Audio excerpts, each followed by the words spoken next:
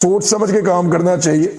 जब बहुत बुरे हालात हो जाते हैं ना, बेड़े ही गर्क हो जाता है, तो तब फिर बयानिए भी इसी तरह के बनते हैं, 2 नंबर किस्म के, फ्रॉड किस्म के बयानिए। अब ये एक आसिम मुनीर साहब ने एक स्टेटमेंट दिया था माजी में, ये उनका स्टेटमेंट है जनवरी 2024 का उनका स्टेटमेंट है। 25 जनवरी को उन्होंने स्टेटमेंट दिया 2024 को, इलेक्शन से पहले। उन्होंने कहा था $5 लाख देकर द इकोनॉमिस्ट या गार्डियन, इन दोनों समेत किसी भी बैनुल अक़वामी जरीदे में कॉलम छपवाया जा सकता है। तो आसिम मुनीर साहब को इस बात का पता था, या वो ये जानते हैं या वो ये मानते हैं कि पैसा दो और बड़े बड़े बैनुल अक़वामी अखबारात के अंदर कॉलम छपवा दो, ये आर्टिकल छपवा दो। अब इसमें जो है वो नजम सेठी साहब ने एक इंकशाफ किया। नजम सेठी साहब कहते हैं कि ये जो इकोनॉमिस्ट के अंदर नहीं लिखा गया आर्टिकल, इकोनॉमिस्ट बहुत बड़ा एक जरीदा है, वो ये कहते हैं उसका एक डिजिटल प्लेटफॉर्म है, और वाकई है भी यही है कि 1843 ये जो डिजिटल प्लेटफॉर्म है 1843, इसमें ये छाप दिया गया है, और नॉर्मली यहाँ पे इस किस्म की चटपटी खबरें जो है वो छाप दी जाती हैं। अच्छा, इस खबर को संजीदा जरूर लिया जाता अगर 1-2 दिन जो मुसन्निफ हैं, जो खातून हैं जिन्होंने ये आर्टिकल लिख के वहां पे छाप दिया, अगर वो खामोश रहती तो। लेकिन वो आ गई मीडिया पे, उन्हें मौका मिल गया, वो मीडिया पे आई, मीडिया पे आके उन्होंने बातचीत शुरू कर दी। एक तो उनका सारा पहले ही ये मामला खुल गया कि PMLN के साथ उनके दरीना ताल्लुकात हैं और उनकी हमदर्दियां नून लीग के साथ हैं। मरियम नवाज के बारे में बड़े अच्छे उनके ट्वीट्स हैं, PMLN को वोट करो, इसको वो रीट्वीट करती रही हैं, तो उन्हें PMLN बतौर पार्टी बहुत पसंद है।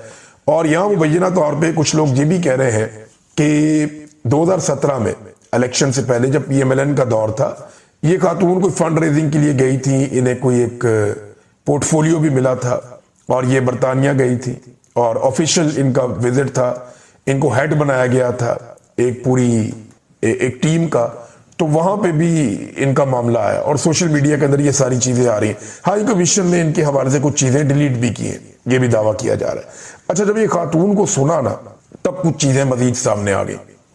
एक तो ये बात सामने आ गई कि इन्होंने ये जो सारी खबर बनाई है या आर्टिकल लिखा है, ये काम अब से शुरू नहीं हुआ।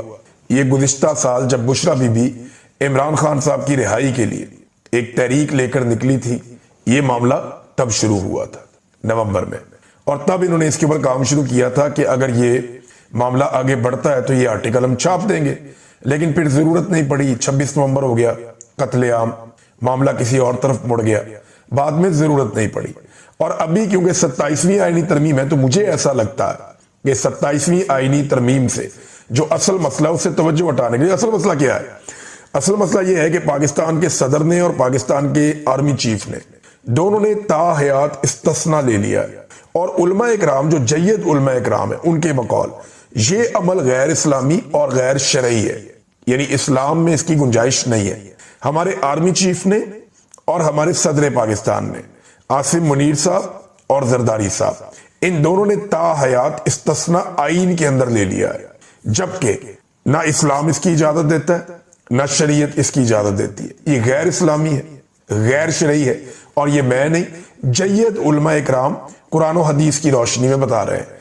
अब इससे तवज्जो हटाने के लिए अदलिया का भी बेड़ा गर्क कर दिया, पल्ले ही कुछ नहीं बचा अदलिया के। तो इन चीजों से तवज्जो हटाने के लिए मुझे लगता है कि ये मामला मोड़ के इस तरफ लाया गया, और ये आर्टिकल बेटैमा ही छाप दिया गया, और पाकिस्तान के मीडिया को सबको मजबूर कर दिया गया कि जनाब ये आर्टिकल छप गया है 1843 में, ये जो डिजिटल प्लेटफॉर्म है इकोनॉमिस्ट का वहां पे, तो आप उठा के सब इसके ऊपर भरपूर किस्म की कवरेज करें। तो खोदा पहाड़ निकला चूहा। जब ये खातून का इंटरव्यू किया गया, चंद चीजें पता चली कि पिछले साल बनाया था, अब छाप दिया गया। फिर पता चला कि जनाब इसके अंदर जो फैक्ट्स हैं वो उन्होंने सोशल मीडिया से और दूसरे मीडिया से, इधर उधर से जो पाकिस्तान में चेमगोइयां होती हैं वहां से उठाए। जब उनसे पूछा गया सबूत लेकर आओ, सबूत उनके पास था कोई नहीं। अब नईम हैदर पंजूता साहब एक उभरते हुए सियासतदान है, नौजवान है, वो बैठे हुए थे एक शो में, उन्होंने जितने सवालात किए बीबी के पास एक भी जवाब नहीं था। मैं देख रहा था कि एक बेबसी थी, वो साबित नहीं कर पा रही थी कि जो उन्होंने लिखा उसको वो उसको प्रूफ नहीं कर पा रही थी। तो अब पाकिस्तान तहरीके इंसाफ के पास मुझे लगता है कि ऐसा एक मौका है, या इमरान खान साहब की फैमिली के पास, कि वो इस मामले को लेकर बरतानिया की अदालत में केस कर सकते हैं। क्योंकि स्टोरी जो है वो इसी तरह के छापी गई है कि वहां से ये बात, वहां से ये बात, वहां से ये बात, अपने तौर पे कोई ऐसी तहकीक वो नजर नहीं आ रही, या कुछ सबूतों की बात की गई हो कि हमारे पास सबूत है इसके, कुछ दिखाई नहीं दे रहा भी उसने ये कह दिया, उसने ये कह दिया, वहां से ये पढ़ लिया, यहां से ये पढ़ लिया। ये इस किस्म की स्टोरी है। लेकिन इसके अंदर क्योंकि एक बदनामी हुई है, इसको एस्टेब्लिश करके, यानी दो मरहलों में होगा। सबसे पहले ये होगा कि अदालत में ये केस किया जाएगा कि जनाब ये हमारे साथ किया गया, पहले इसके ऊपर आप देखें कि ये डेफेमेशन है। तो जब अदालत कहेगी जी बिल्कुल डेफेमेशन है, तो फिर उसको कहा जाएगा कि अब आपने ये इल्जाम लगाए, ये साबित करें। तो ये इल्जाम कैसे कोई साबित करेगा? होते उनके पास तो वो अदालत में बता देती, लेकिन अदालत में भी वो कुछ बताने में कामयाब नहीं हुई, बल्कि नाकाम हुई। तो नाज़रीन, एक और चीज यहां पे सामने आती है। आसिम मुनीर साहब को जब DGISI के ओहदे से हटाया गया, तो ये बात इमरान खान साहब ने भी बताई थी और जुल्फी बुखारी ने भी बरतानिया में ये बात कंफर्म की थी। उन्होंने ये कहा था कि जब आसिम मुनीर साहब को DGISI के ओहदे से इमरान खान साहब के दौरे हुकूमत में हटाया गया, तो उन्होंने बुशरा बीबी से बात करने की दरखास्त की थी कि मेरा बुशरा बीबी से राब्ता करवाया जाए। अब राब्ता इसीलिए ना कोई बातचीत हो जाए, मेरी गुरस्ता मेरा बच जाए, ओहदे से हटाया जा रहा है, वो ना हटाया जाए। लेकिन बुशरा बीबी ने मुलाकात नहीं की या मुस्तरद कर दिया मुलाकात की, जो एक उनकी दरखास्त थी उसको। अब उसके बाद आप देखेंगे बुशरा बीबी के खिलाफ इस निजाम में पूरी एक नफरत है। ये जो आर्टिकल नाज़रीन अभी आपने पढ़ा, इससे मिलती जुलती चीजें जब मैं ISI की कैद में था तो उन्होंने मुझे भी दी थी, बल्कि उसके अंदर पॉइंट्स उन्होंने मुझे लिखवा के, बल्कि खुद लिख लिख के दिए थे। उन्होंने कहा था जी इसके ऊपर आपने पूरी एक वीडियो बनानी है इन पॉइंट्स के ऊपर। मैंने कहा जी मैं जानता ही नहीं इन बातों को। तो इस तरह की बहुत सारी चीजें ISI के लोग मजबूर करते थे कि आप लोग ये बोलें, ये स्टेटमेंट आप दें। मैंने वो स्टेटमेंट नहीं दिया, लेकिन वो इससे मिलता जुलता ही था कि जनाब वो जादू करती हैं तो वो टूना करती हैं, तो उनको जो है वो उनका एक तरीका कार है वो, और बहुत गंदी बातें इसके अलावा भी थी जो इस आर्टिकल में भी नहीं है, बहुत सारी गंदी बातें। तो वो उस वक्त मुझे मजबूर कर रहे थे कि ये बात कहो। तो उससे मुझे अंदाजा हुआ कि ये ISI के लोग जो है, या इनको कहा गया है या ये खुद से कर रहे हैं, ये बुशरा बीबी पर बहुत गुस्से में है और ये एजेंसी उनके बहुत खिलाफ है। उस वक्त मुझे इस बात का आइडिया हुआ था। चंद चीजों का जिनका मुझे आइडिया हुआ, एक ये हुआ कि बुशरा बीबी के ये लोग बहुत खिलाफ हैं। एक मुझे पता चला कि अरशद शरीफ के केस में बहुत डरे हुए हैं। दूसरा, ये जनरल फैज हमीद और इमरान खान साहब, इन दोनों के बड़े खिलाफ हैं और जनरल फैज हमीद पे कोई बहुत गुस्सा है ये मौजूदा एस्टेब्लिशमेंट को। तो भाई वो आपस की लड़ाई है, लड़ो आपस से जितना मर्जी। जनरल फैज हमीद भी कोई आसमान से उतरा हुआ तो नहीं था, वो भी सियासी मुदाखलत करता था, वो भी गंद मारता था। मैं कहता हूं जनरल फैज हमीद को करप्शन की बजाय और बाकी चीजों की बजाय सियासत में मुदाखलत पे बदतरीन सजा देनी चाहिए और ऐसी मिसाल कायम करनी चाहिए कि उसके बाद आने वाले जितने भी DGISI हैं उनको भी लपेटो।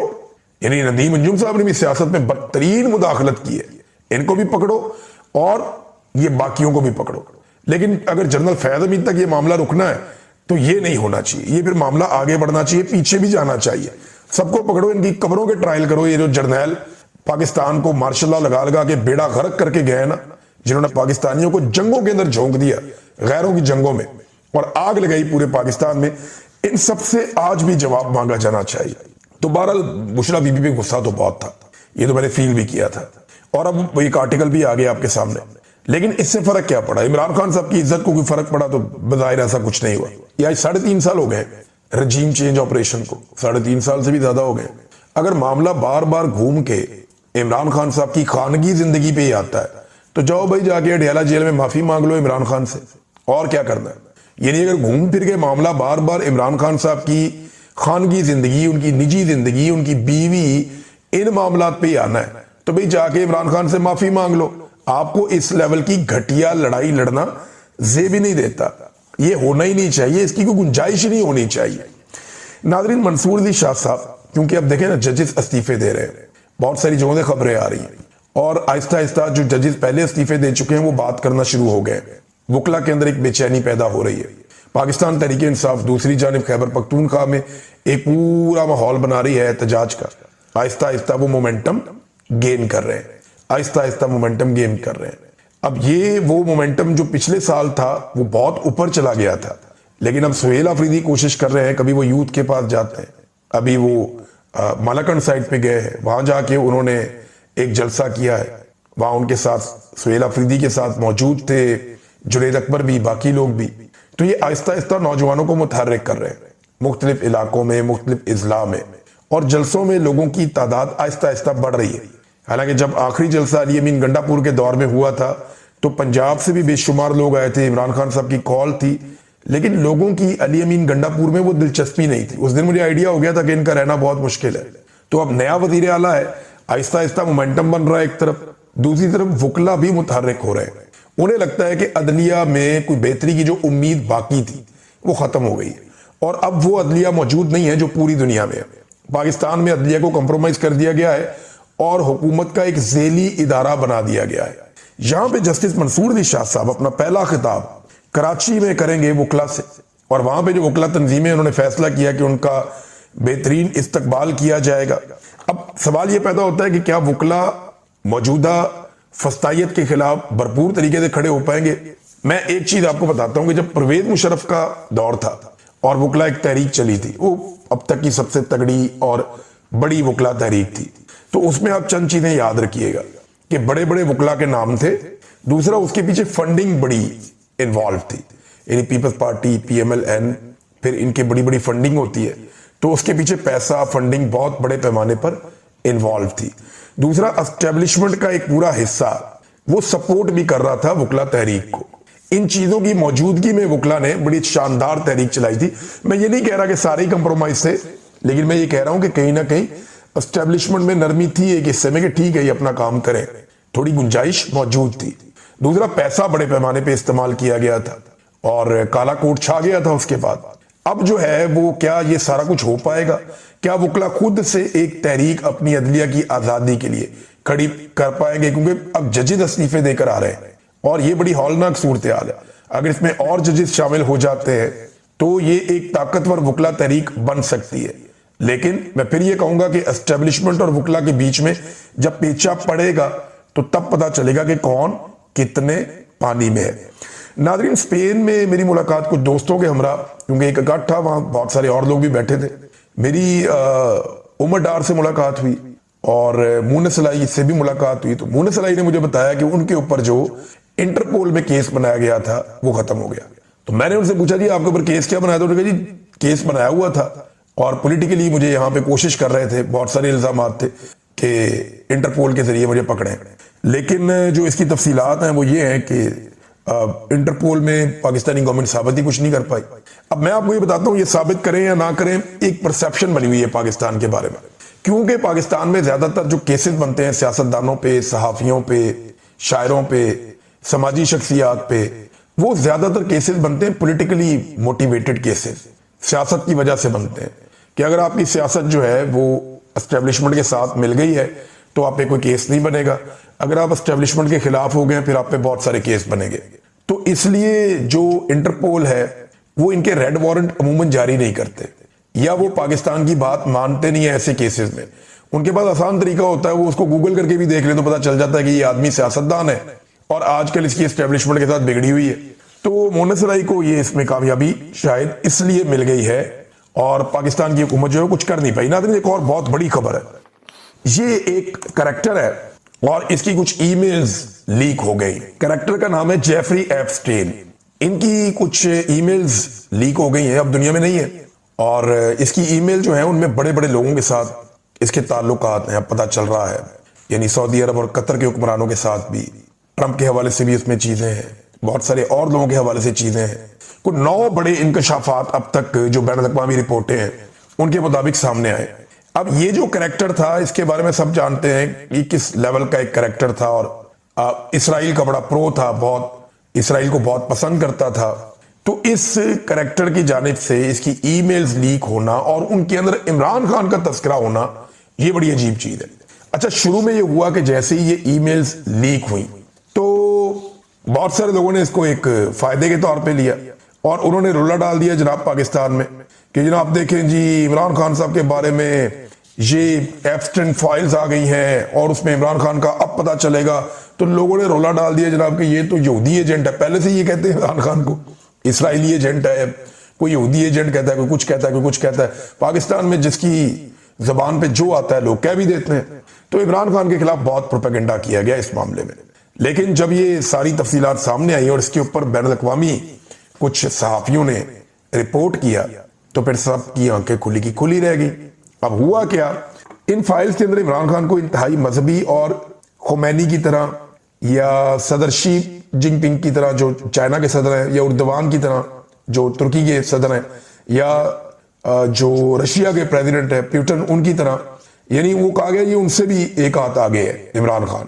یہ آدمی عمران خان کے بارے میں کہہ رہا ہے. اور ان کے خیالات جو ہے وہ مغرب کی ایلیٹ کو نفرت کی حد تک تکلیف دیتے ہیں. اب آپ یہ دیکھیں کہ عمران خان سے صہیونیت کو کیا خطرہ تھا، لیک ای میل میں بڑا انکشاف. یہ رضی طاہر صاحب لکھ رہے ہیں.